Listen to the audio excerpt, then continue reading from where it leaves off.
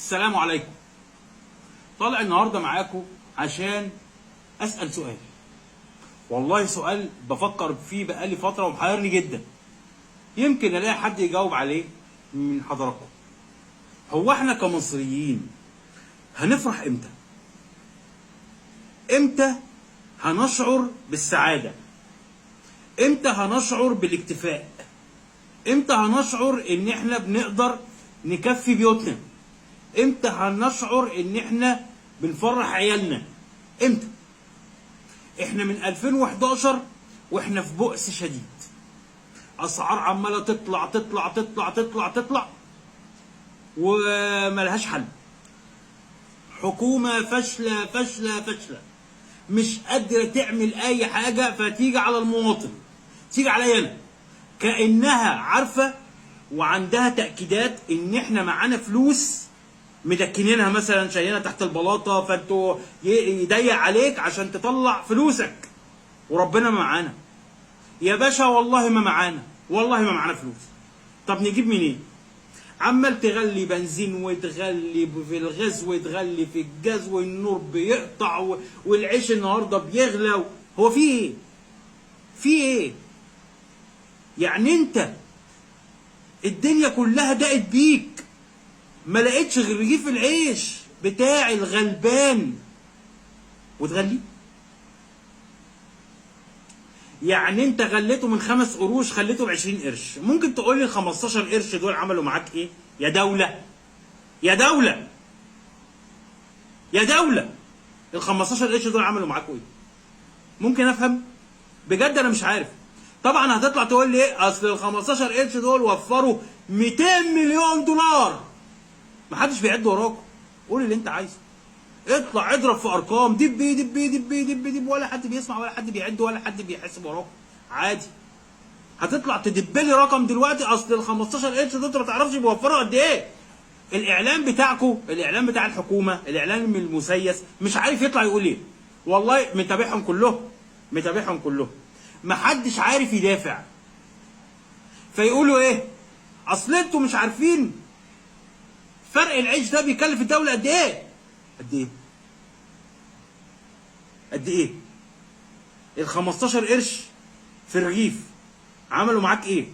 ايام السادات لما العيش غلي، فاكرين؟ لما غلى مش عارف قرش ساغ ولا خلاه بقرش ساغ، والله ما فاكر. الدنيا قامت وما عادتش. ليه؟ لان ده الغلبان. ده بقى ولا هتقول لي اخوان، ولا هتقول لي سلفيين، ولا هتقول لي ليبراليين، ولا هتقول لي علمانيين، لا، ده الغلبان. ده الغلبان اللي بيتكلم في العيش. اصل العيش ده انتوا مش عارفين بيعمل ايه. هقول لكم يعني الغلابه بيحصل لهم ايه. الغلبان بيروح يشتري رغيفين عيش وممكن ياكل بيهم اي حاجه موجوده، ان شاء الله دقه، يغمس دقه كده وياكل. غلبان، العيش ده بتاع الغلبان، فانت تروح جاي على الغلبان. قعدت تقول البنزين اصل اللي معاه فلوس واللي جايب عربيات واللي مش عارف ايه يروح يعلى. انا مش معاك فيها برضه، لان 3/4 اللي جايبين عربيات دلوقتي جايبينها قسط عشان يشتغلوا فيها في اوبر وكريم. غلابه برضه وشقيانين وتعبانين. يا عم حرام عليك بقى، حرام عليك بقى. انت عايز تعمل فينا ايه؟ هو احنا بنعمل ايه عشان انت تعمل فينا كده؟ يا جماعه دي كانها لعنه حسني مبارك. انا بس بدات اصدق، والله بدات اصدق ان هي لعنه. احنا من 2011 ما فرحناش، ما فرحناش. احنا من 2011 بيتحط على المواطن بس، بيتحط على المواطن بس. يطلع رئيس السيسي يقول لك ايه؟ 6000 جنيه حد ادنى، ما حدش بياخدهم يا باشا. يا باشا راجع يا باشا، ما حدش بياخدهم. المنشآت كلها عندها تعثر وما عندهاش فلوس، فمش هيديك. راجع يا باشا، راجع. مش هضرب انا الخبر واعملوا اللي تعملوه. لا لا لا، راجع يا باشا، شوف مين اللي بيراجع عندك. الله. وال6000 والله ما هيكفوا، وال10000 ما بيكفوا، والله المرتب ما بيكفيش ليهم 10 في الشهر. هنعمل ايه؟ هنجيب منين؟ إيه؟ انت عايز مننا ايه؟ الله.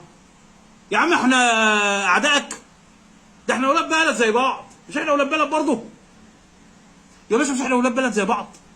مش دي بلدي زي ما هي بلدك؟ هو في ايه؟ انت بتعمل ليه فينا كده؟ انت ليه بتعمل فينا كده؟ نرجع للموضوع. احنا بقى هنفرح امتى يا باشا؟ احنا ايه اللي ممكن يحصل يخلينا نقول يا كويس ان ده حصل، احنا كنا مستنيين ان ده يحصل؟ ايه؟ ايه؟ الاسعار تنزل؟ ما بتنزلش.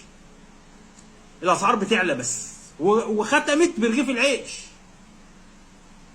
يعني يا باشا ختمت معاك زي ما تفتق ذهنك يا عبقري، يا اللي مفيش منك اتنين. رغيف العيش، رغيف العيش. وعمرو اديب طالع يقول لك ايه؟ مفيش رغيف عيش ب5 قروش. يا عم ارحم ابونا يا عم. يا عم عمرو اديب يا اللي بتاخد 5 مليون دولار في السنه. 5 مليون دولار يعني انت بتتكلم في كام؟ شوف انتوا اضربوها بقى في كام؟ غير الاعلانات، غير انت مالك انت ومال رغيف العيش يا عمرو بيه؟ يا عمرو بيه انت مالك ومال رغيف العيش؟ انت مالك؟ بتتكلم فيه ليه؟ 5 قروش ومش انت بتاكل ابو 5 قروش؟ بتاكل ابو 20 قرش؟ ولا بتاكل السياحي ابو 20 جنيه؟ ايه يا عم؟ طلعنا من دماغك شويه، ما بقتش متصدق يا عمرو بيه.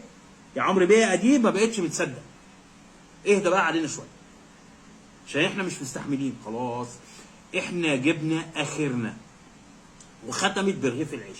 واما نشوف اللي جاي، يعني اللي جاي هبقى اطلع لو في العمر بقيه او في العمر وقت، هنشوف اللي جاي هيبقى ايه. السلام عليكم ورحمه الله.